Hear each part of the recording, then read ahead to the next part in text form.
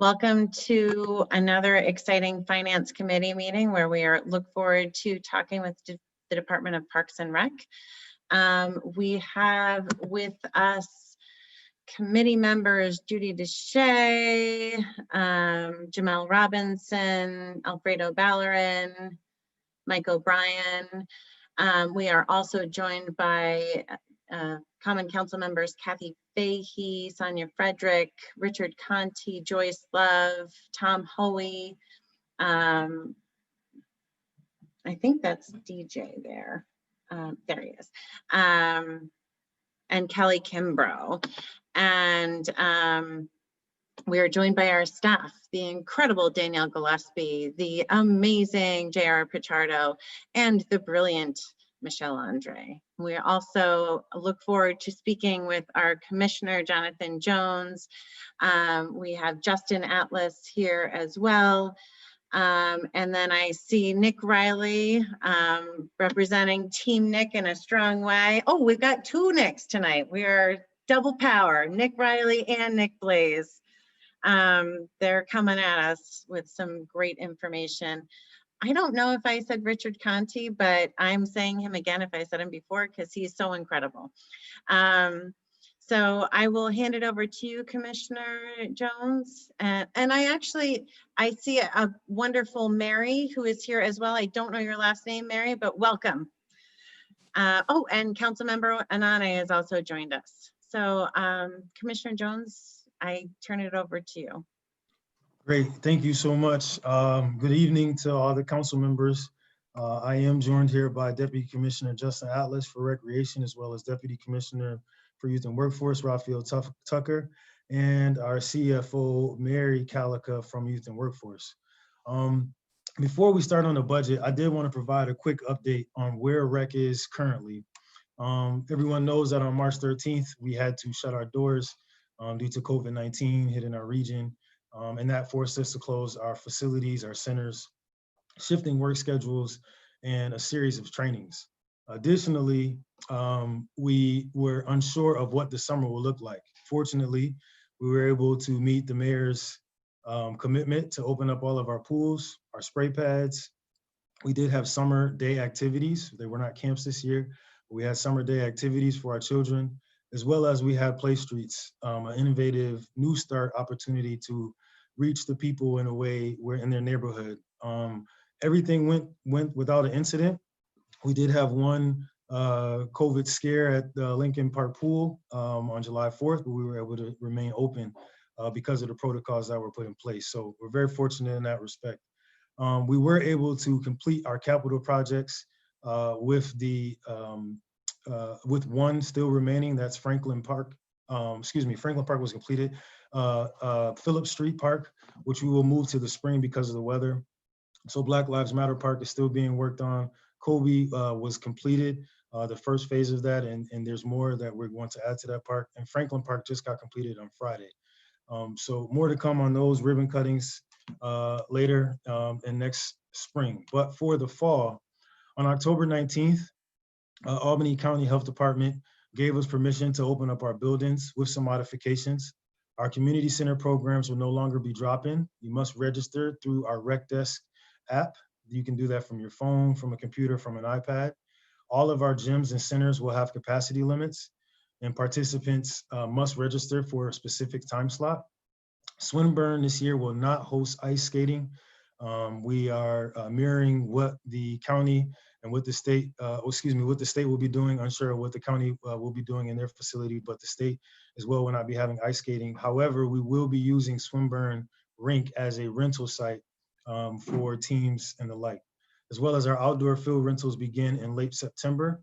And we're happy to have that going. Pop Warner just came from their practice.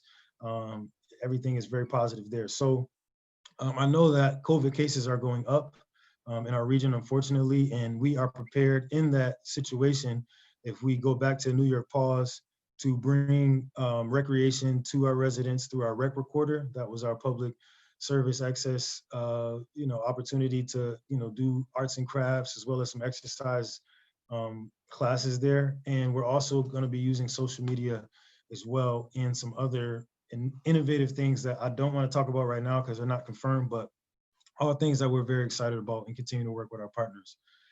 So without further ado on that, more to come with our programs. Our hope is that they will begin to open in November.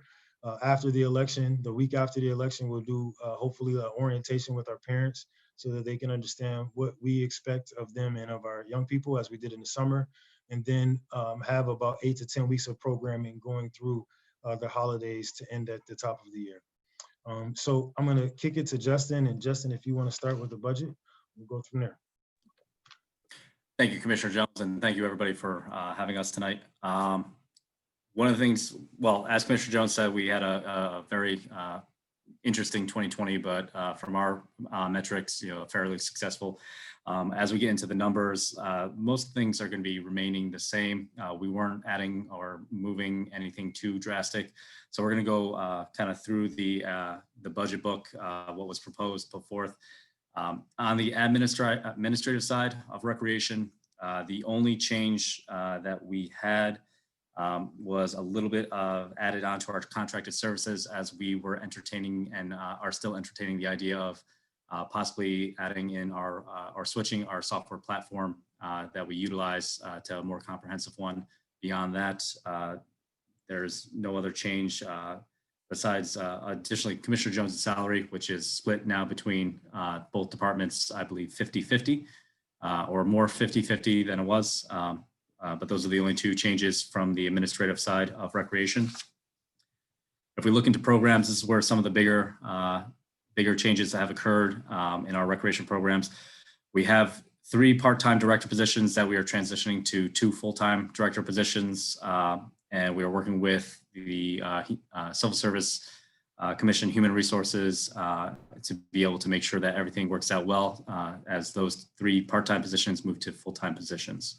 We believe it'll be able to help assist with our overall program delivery, as well as on-site leadership for our community centers, rec centers, and the like all throughout the year.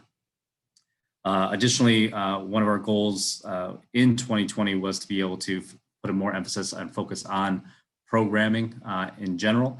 And we added in a significant amount to our temp help for our academic year programs and our community center programs, as well as summer programs. So that way we can ensure that we are recruiting seasonal staff members to be able to provide instruction, whether it be yoga, Zumba, or any other sort of art instruction or any type of specialized instruction.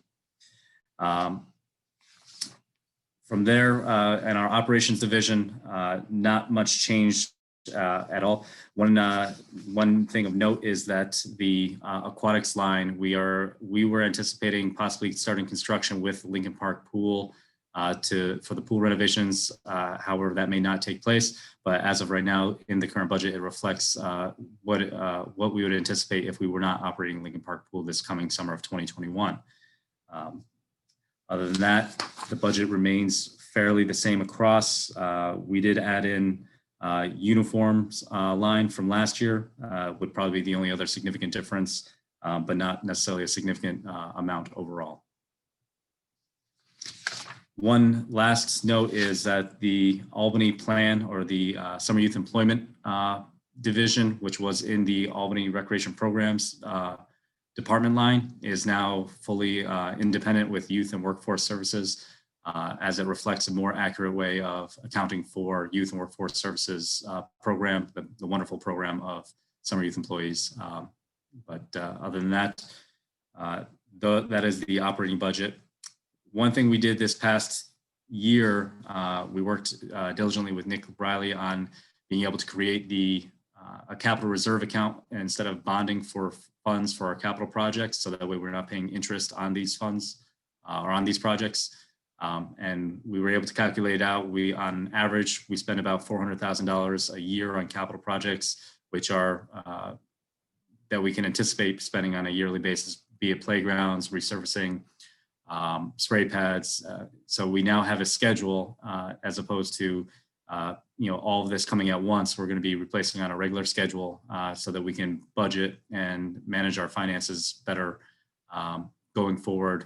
And we're in a good position from there. The one bonded ask is because we were putting in, we added an additional playground that we didn't originally look at bonding, but or debt funding for this coming 2021. But it's one that we want to make sure we get done as well. And we added in some extra, or we needed a little bit extra funding for that. So that's where the bond comes from. Overall, our budget is relatively similar to 2020. We didn't look at salary raises. We didn't look at anything extravagant, but at the same time, we made a lot of progress in recreation in the city of Albany for in 2020, and we look to continue that into 2021. And looking at slow and steady wins the race as kind of our tempo. But we're moving forward, and forward progress is what we're excited about. So, any questions? Thank you, Justin, for that. One thing I do want to add is that many of the Common Council remember that we had a contract with the school district around lifeguards. The school district has discontinued that contract this year, and so those lifeguards have been omitted from our budget. And now we're open for questions. Okay, so I'll take questions from committee members first. I also should correct something. I should say Councilmember Derek Johnson is here in a more official manner instead of just saying DJ's here. And I also didn't recognize Raphael Pecker, and I apologize for that. Are there any committee members with questions? Go ahead, Mike. On playground equipment, now some, like I'm happy to see Westland Hills Park is in there. Are you replacing all the equipment or only the equipment which is worn out? Because there's some equipment in there, most of the equipment in there is still very useful. Yeah, so, yep. Mm-hmm. We're gonna replace what the community would like to see done over. And on top of that, some of the equipment is no longer compliant with today's standards. It was, a long time ago, some of the teeter-totters and the like. But yeah, when we walk through that, the rendering that we'll get, we'll come back to meet with you and then meet with the neighborhood and then determine what places we would like to have new equipment versus what places we like to keep some of the old equipment. Okay, and like our neighborhood associations have pretty good Zoom capacity, and also Uptown Neighborhood Cooperative, which uses that park too. They have a bigger area than just our neighborhood association. So I think we can give you a good Zoom for them. And I guess my question is, when do you think you might be able to present us with the renderings and get some feedback on Westland Hills Park?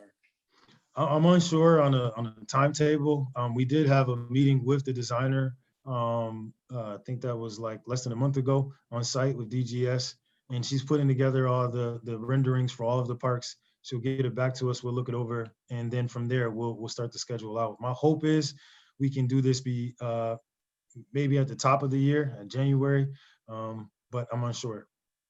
Okay. My next question is with regard to senior services.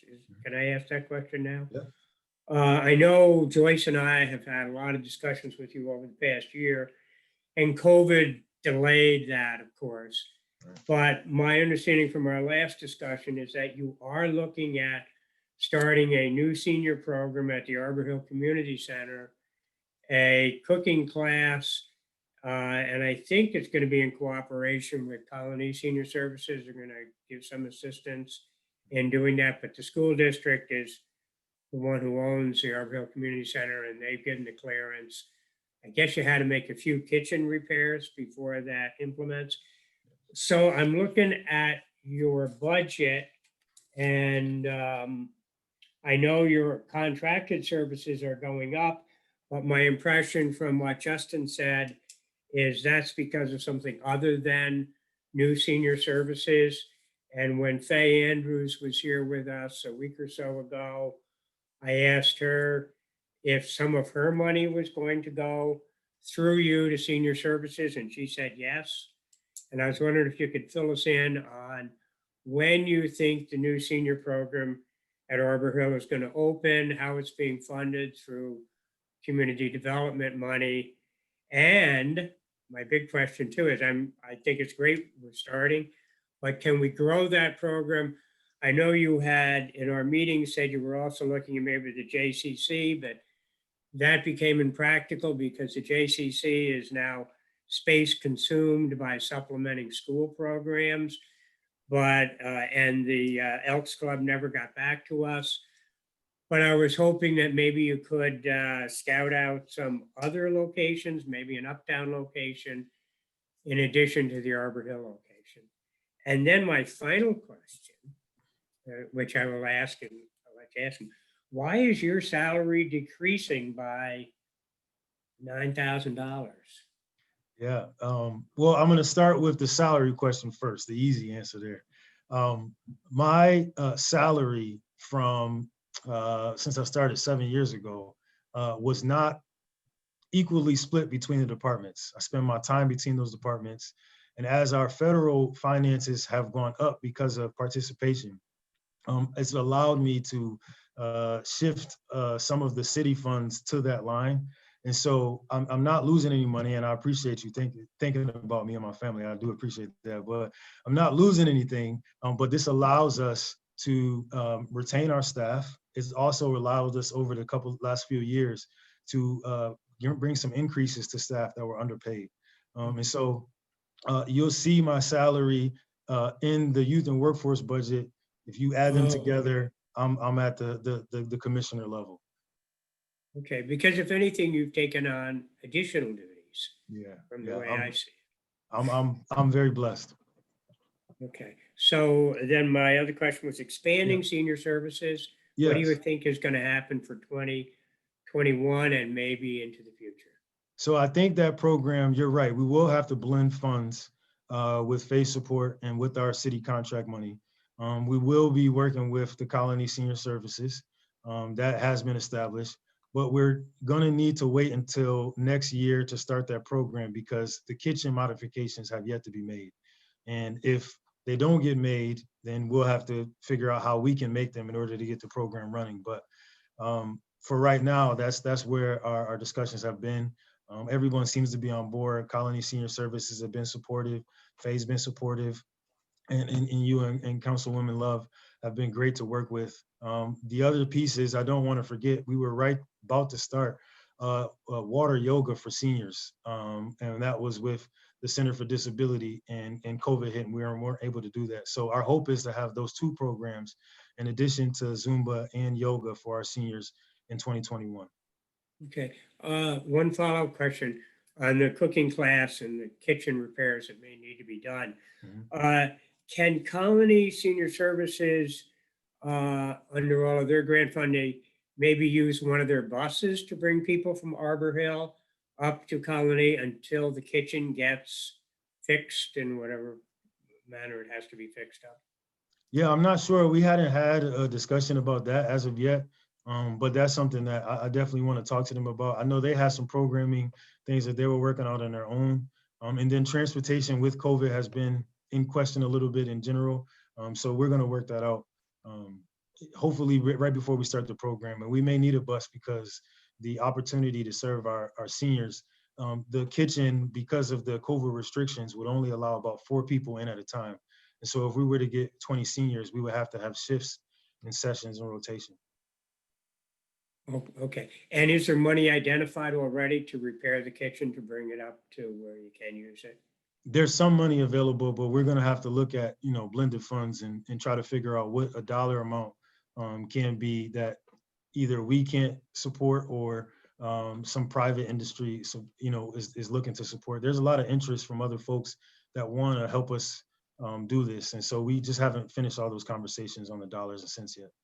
Okay, and I appreciate the work and the communication you've had with us. Oh, thank you. I appreciate that. Thank you. And just one note on the contracted services, as you spoke, we increased our contracted service in our administrative line, but our contracted service in the programs line is still relatively the same. A slight decrease because we're shifting yoga instructors, Zumba instructors to our temporary help. But we do have plenty of contracted service that we intended on using in 2020. But since we had the hiring spending freeze that occurred as the pandemic hit, we didn't utilize those funds, but that budget line is going to remain relatively the same going into next year. And we would be set up to be able to run senior services through contracted services to some degree as we looked at plan such as the water yoga, and again, some other funds. So that's in the program line. Okay, thanks. Jamel, go ahead. And I just want to note that I see, then I'll call on Judy, and I also see Owusu, Tom, and Kathy's hands, and I will call on you guys in that order as soon as I'm done with committee members. So Jamel and then Judy. Thank you. Thank you, Commissioner, for being here, and thank you for all the work that you do. I just had a question about the lifeguards. You said that we've gotten rid of the lifeguards out of the budget. So I'm wondering, how do we plan on staffing the swim pools? Is it a swim at your own risk for? Well, the program that we provided lifeguards for in contract with the school district, for the most part, was actually during the school year for their second graders and some of their school kids. Unfortunately, they're not providing that element of activity this year. So that was one of the reasons. But on top of it, in the summer, we still have our seasonal helpline for aquatics that will allow us to hire all of our lifeguards that we had this summer back. Okay, great. Thank you. Go ahead, Judy, and then Alfredo. Thank you, Chairwoman. Thank you, Commissioner Jones and everybody else for being here. I'm somebody who looks at the budget and tries to figure out what's going on. And there's actually quite a bit of moving around, I think, of some of the funding in terms of where it appears in the budget that I'd like some help on in understanding. So on page 58 of the budget, first I note that there's 2 community center director positions for $35,000 each. Is that correct? Yeah, and we're gonna have to work with our budget department, civil service, on figuring out how we go about doing this. So this is more work for us to do with budget and civil service and HR. Because that seems like a low salary and they're not part-time. Right. That is true. And the center directors would be at what locations? They would be at Arbor Hill and Hoffman Community Centers. That's weird, I thought. Now, we don't have anybody in positions like that currently? No, we do. We have part-time directors in that position currently, in those positions currently. Okay.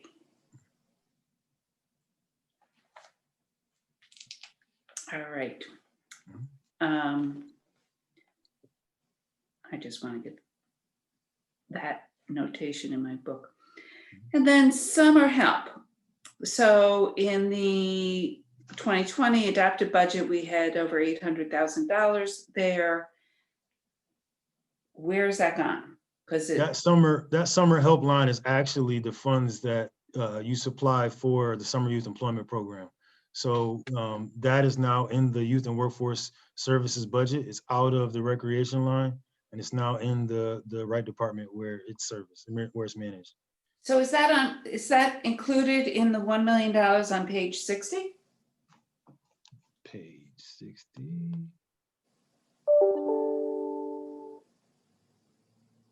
Yes, that is the summer youth employment program. Yes, you actually gave a little bit more money this year to help with the increase in minimum wage. Okay, so move to page 60. Plus $200,000. And then the other things are modest. Oh, so temp help goes from $73,000 to $239,000 on page 58. Yep. And what is that about? That is the, Yeah, go ahead. Yep. we looked originally in 2020 as putting forth a big effort towards programming services for Albany residents, both, well, for seniors, adults, youth, teens, We had a very comprehensive overlook. However, when we met and did our original budget review or budget presentation, we were asked to curtail that initially for 2020. As we continue to see, especially during the pandemic, how valuable recreation, parks and recreation activities and programs are for people, we brought back the comprehensive look of program services, which would require specialized instructors, again, for a variety of programs that target, seniors, adults, teens, and youth. So that was what we originally asked for back in 2019 for the 2020 budget. And we just asked for it again. And we feel confident as a city that we can move forward with it, because I think the pandemic, and I think everybody else who was able to look at these figures agrees that our programs were definitely something that helped alleviate some of the stress and added to the well-being of our city this past 8 months. So a lot of that would be, I might say, independent contractors, like when you were talking about the yoga instructors, I noticed that you said that that was moved to that line there on the temp help as opposed to contracted services. So is that kind of like what we're doing? They're not going to be contracted services. They're going to be seasonal employees. So there are yoga instructors that we've worked with, and we have one on staff right now who's, I believe he's been through Ridgefield all summer long in Washington Park, teaching classes. But they work as seasonal employees. When the season ends, we let them go. We invite them back next season. We evaluate them. We keep them in our personnel folder, our instructor folder. But in the world of recreation and recreation management, it's especially with other organizations similar to us, like the YMCA, having seasonal staff members is a more proficient way of managing fitness staff of that nature, of yoga instructors, Zumba instructors.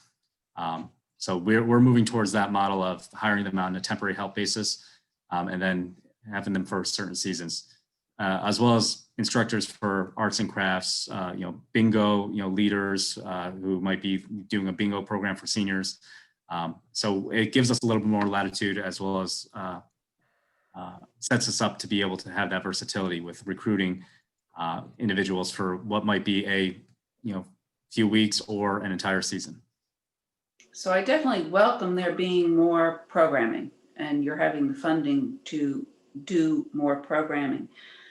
Do you have a breakdown for how you arrived at this in terms of what your proposal is? I understand that things can change as you try to roll things out, but I'm wondering if there is a document with that you can share with us. We can send you something after. We can send you a breakdown that we put together after the meeting for sure. All right, thank you. Then on page 59, I note that other equipment has gone from $225,000 to $60,000. Why is that? Go ahead. The other equipment on page 59, Sorry, if I can just point out for everybody, trying to follow along here. The adopted budget had $60,000 in it, and then it was increased to $225,000 as an amendment. And so now you're going back to the original amount. So what did we increase it for? We have capital projects ongoing. We've received about $1.3 million in DASNY funding from the state, grant funding. So with that, we need to be able to put it into an account line. So during the 2020, we did a transfer, an ENA transfer into various different accounts. That was one of the accounts we transferred funds into. We will be reimbursed for the difference, which is $125,000 is what we're working on for a capital project. That one in specific, I believe, is the lockers, the new lockers for Lincoln Park Bathhouse and Swinburne Skating Rink. And you'll see that is also in a couple other ways in the operations department budget. Thank you. And then a little further down the line, there's contracted services. The adopted budget was 48,000. The amended budget was 1.5, and now we have $61,000. So what was, for contract services, what was that expense? So we, for, again, the DASNY fund, part of the funding was about 1.5, about 1.5 million in DASNY funding. It went to, the spray pads are under that. The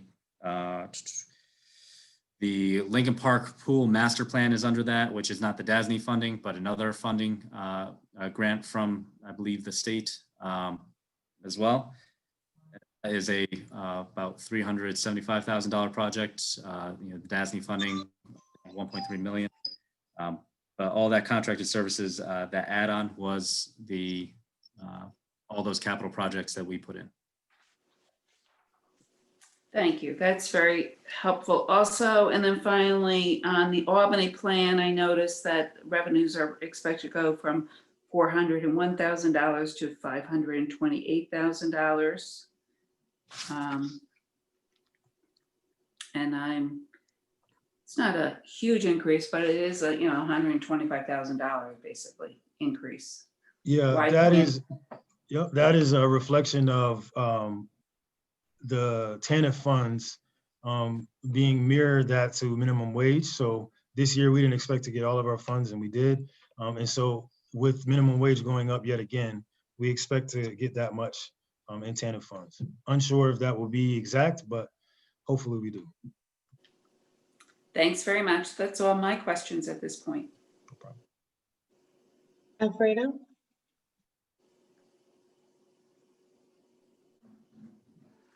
Thank you, Commissioner. Thank you, everybody, for being here.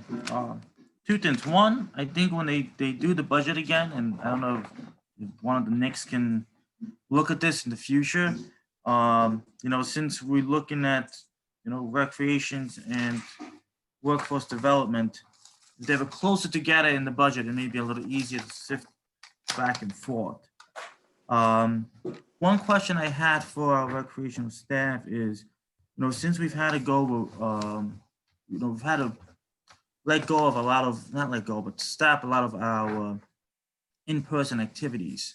What is still conversation about shifting to a remote type of programming where you do cooking classes, you do Zumba, you do yoga remotely. I know my wife does Zumba remotely at home, through Zoom. Are we looking at those type of activities as we may be getting into another wave of this virus?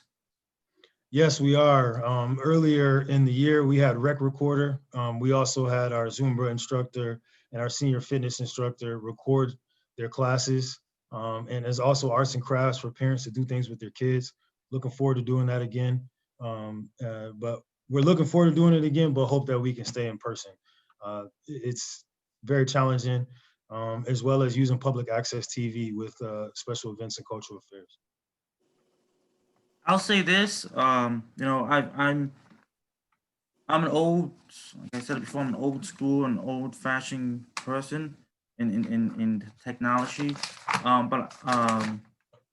I think part of what we need to learn about all of this is the fact that maybe there's some things that we can keep remote.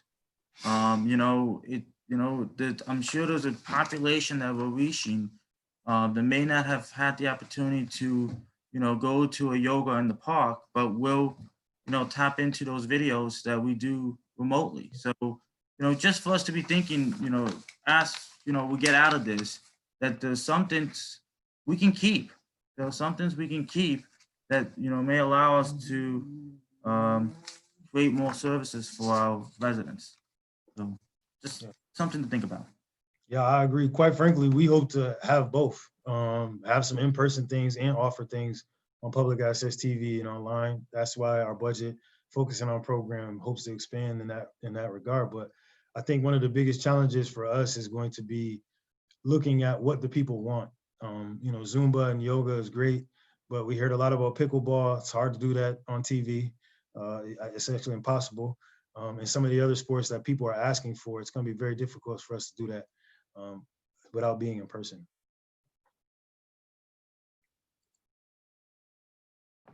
Thank you.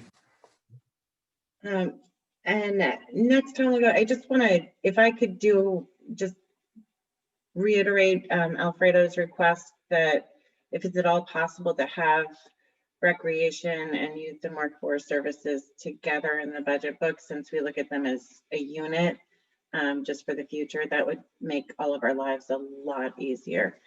Could I chime in on that briefly? Yes. There, the reason that they're just far apart in proximity, or further apart in proximity, perhaps, than might be most easily readable, is just the fact that they are separate funds. So sometimes people or folks may refer to like water or youth and workforce as off budget, and they're not really off budget because they're included as part of the budget book that the mayor proposes and the council votes on. But we do have fund accounting.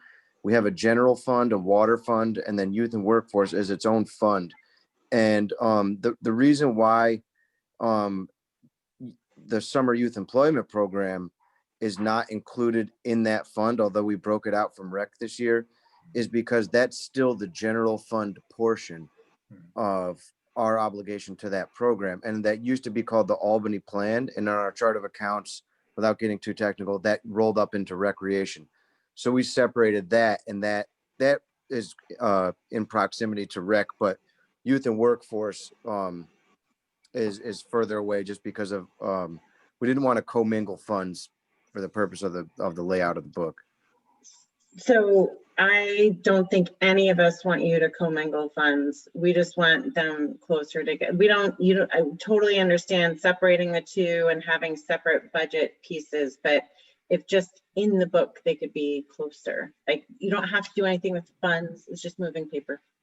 I mean, we can look at that. I think another potential alternative would be we could send you a separate document that has Rec's operating budget and youth and workforces in a separate. That would be great too. That could also just, if that would make you guys happier, then that would be great. I just think for all the council members, it makes life, it's just a pain. And then it's hard to go back through because it's it's kind of run as one department, so we understand the difference, but to actually go through, it took me forever to figure out that Jonathan wasn't getting like a massive pay cut.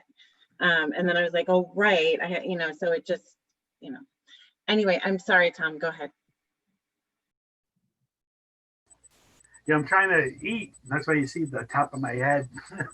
These 14-hour days and trying to get a meal in between. And I just want to make I have two questions, but I just want to comment on about Zoom, especially for the younger folks. I have a 13-year-old son who's doing school from home, Zooming, and he's almost in tears. He is so disgusted with having to be in front of the screen.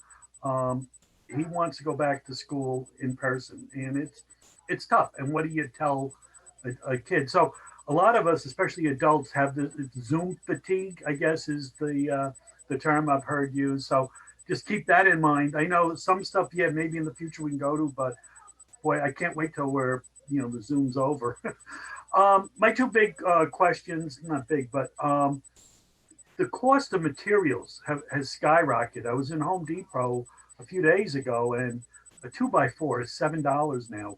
I'm just wondering, will that impact your budget, buying materials for the playgrounds and stuff?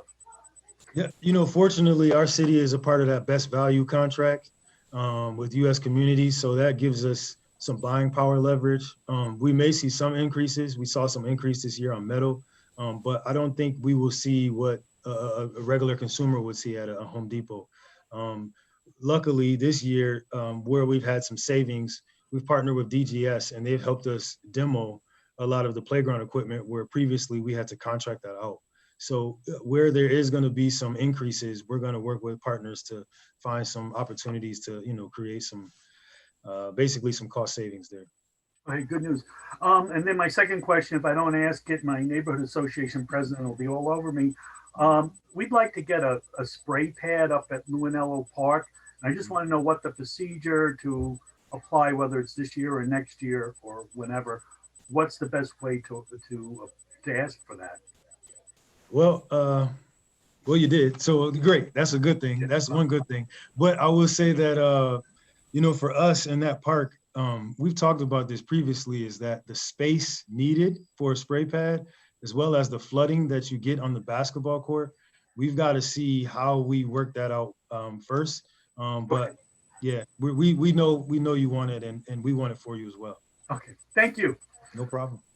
And one thing to follow up, we looked at the capital reserve budget as far as putting spray pads in the future. So we're actually we're building it into our abilities for the future to be able to build if we deem it appropriate, or as a city, we deem it appropriate. Yeah, thank you. And I didn't thank everybody. Thank you for all your work you do. This year was super important to have the parks up and running. And I know it was a tough year, but thank you again for all your work, everybody in Parks and Rec. Kathy, and then DJ, you're next. Thanks, Jenny. Commissioner or Justin, I'm not sure who to direct this to, I guess.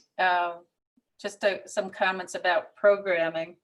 And first of all, I want to thank you, Jonathan, all your staff for all that you do day in and day out for the residents of our city. I wanted to ask about the attending the community centers and the registering online for that. That's going to be very difficult I'm sure kids like to just drop in and they're not going to be able to do that. Why was that decision made? Couldn't you still keep a handle on capacity and take people's names and so on at the door? It just seems like it's really going to limit who's able to participate, I would think. We did think about that, but we want to follow the model that the National Parks and Recreation Association provided us. And by having young people register, it will help us not only with contact tracing and where they are in their families, but at the same time, it'll help us buy supplies for the set program without overspending. In years prior, we would buy things for a program for 20 kids, and we may only have 15 kids or 10 kids actually participate in that set program. So it'll help us that way. But NRPA has suggested that we continue with the registering of our programs to not only ensure that we have the people that we put in there, but also to save funding and to have a better knowledge on contact tracing. If we have our drop-ins, we may not know who they were around or what they were, where they were in times prior, where if we saw in the summertime, we knew exactly where our kids were and we had the right information from their parents in case if there was an incident. And does this also reflect the kind of programming that you will be offering at the community centers? Because it's not like a kid can show up and go in and play basketball right now. No, but what we're gonna do is this is gonna allow us, and I know I'm talking about the spring a lot, but it's gonna allow us to use our outdoor spaces and to have some of our rec aides be able to provide programming in our outdoor spaces, which would allow more of a capacity because of the ventilation. And so that's one thing we're looking at. But the other ideas that we are thinking about, we'll have rotations. So maybe a kid, for example, we'll have day one and day twos. Maybe a kid in a group that would normally come Monday through Friday, they may only be able to come Monday, Wednesday, and Friday, and then another group Tuesday, Thursday, and now Saturdays. And that will give us a rotation and hopefully allow us to serve everyone. Are you concerned that numbers will be way down though, as a result of this, people having to sign up like this? I'm not concerned that numbers will be down. I am concerned, honestly, just to be frank, I don't know where a lot of our kids are. I have not seen them. We have not seen them anywhere. A lot of our case managers have not seen them. So some of our young people in particular, I'm concerned about where they are. But other than that, no, I think they will, we will have some young people stay at home, right? Their parents may not feel safe for them. And I think the school district saw that as well with the virtual learning versus in person at the elementary level. But I think we'll be okay with those who are ready to go. And also, as far as Swinburne, why is that completely closed off except for teams? Yeah, the changing area would not allow us to serve the community in the way that we would like. So because the changing area, the heating space where we have our concession stand and skates is so small, we wouldn't have another location for people to get skates in a warm area. So it would just put us at a very limited capacity, and the juice wasn't worth the squeeze with the cost. Wow, it's so hard to hear about this. It really is. Yeah, I understand. The Play Street Initiative, can you talk a little bit about that? Is that, and this, you know, how that went this summer? And is that something that could be adapted to the colder months at all?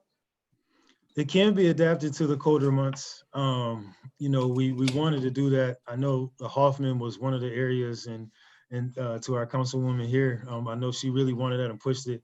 One of the questions for us was we originally had 7 sites. We ended at Elizabeth Street Park, which was our biggest showing. But we can adapt it in the winter months. The thing is that it is a lot of planning. It is a lot of planning. And for those council members that participated with us, it takes a lot of time to get that off the ground. So we piloted it this year to understand some of the ins and outs. And I think next year, if we have the support of the council and we have some more collaboration with our partners, we would look to do it year round. And like, I didn't attend one. So what kind of activities did you have at one of these Play Street initiatives? So we had free lunch for all young people and their parents that came. We had resource tables, so everyone from the county health department giving out masks to, I'll give you an example, Councilwoman Love had a table on Orange Street, getting people sign up for the census, getting people registered to vote, things like that. You know, Councilwoman Jenny Farrell came, the Melrose Neighborhood Association was there, and then we also had you know, Hit with Brit there to do a workout with some of our people. So it was at different sites, we offered different things, but the point of it was to bring resources that we would typically partner with in our community centers or at events, at special events, at Alive at 5 or the like, to bring them in the community where the people were, and at the same time doing it on the street so we can have fun. Well, what were the fun things? Well, the fun things were we partnered with Boys and Girls Club, and we had a sports area. We had one side, they had another side. We also had Kip. So that's like basketball and things like that. No. We did low touch stuff. So it was like challenges on, you know, how long can you hula hoop, and then an obstacle course, and then you had to go and meet Jarek Jones and Tony Marshall and throw punches for a minute and see how many punches you can get. There were just different challenges, at almost like as you were in a you know, like a challenge arena as an individual. Well, any thoughts to doing something like that in the winter months? Yeah, we hope so. Yes, we do hope so. It's just, it would be challenging to get some of our partners to come out in the cold weather, but I think from the success that we saw this year, I think some will be willing to do that. Okay, thank you. Sure. Councilmember Johnson? Yes, thank you. I have a question. I would like to know if you could give me an example in previously where you over ordered supplies. I would like to know what that looks like. Yeah, so in summer camp, we ordered too many T-shirts for summer camp. We ordered too many binders for summer camp, and that was a big cost.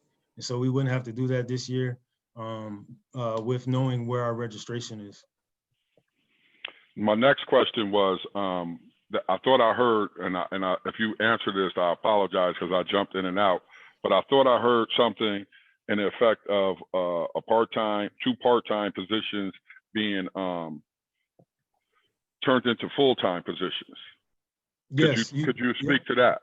Yeah, and again, we still have to, I did say this part, we do have to work with HR and civil service to figure out how we can put all those positions together. So that's not a complete you know, work, that's still a work in progress at this point, but no one would lose their jobs. So, and my last question for the second ward, can we count on that fence that we've been waiting for the last 7 years that was supposed to be put up for the street as far as the kids, the basketball court? You did attempt to put up a fence, but it was maybe 5 feet high, and we need a larger fence because the ball bounces right over that. So Yep, I know it's been promised, and I'm wondering when I could go to the neighborhood association and tell them that it's coming. Definite. Yeah, so the city did issue a fencing RFP. We had no responses to that RFP, so we're gonna reissue that RFP, and once we get some responses back, that's on the list to be done. Thank you. Sure. Do you have any other questions? No, I'm fine. Thank you, Chairwoman. Well, I thank you so much for coming in this evening and for going through your budget. And also thank you so much for all you've done, especially for kind of changing gears this summer and making sure that you still served our kids. It's so important to do that. I love the Play Streets thing at Rosemont. It was a great thing, and the neighborhood loved it too. So I hope everyone has a wonderful evening, and thank you so much to our youth and workforce development and our recreation people. You guys do great work, and I look forward to seeing many of you tomorrow night at 5:30. And some of you, I hope that you have a wonderful rest of the evening, and hopefully you are enjoying yourselves tomorrow night. And if not, you can always tune in to watch tomorrow night's budget meeting. So have a great night, everyone, and thank you so much. Thank you. Have a good evening. Have a good night, everybody.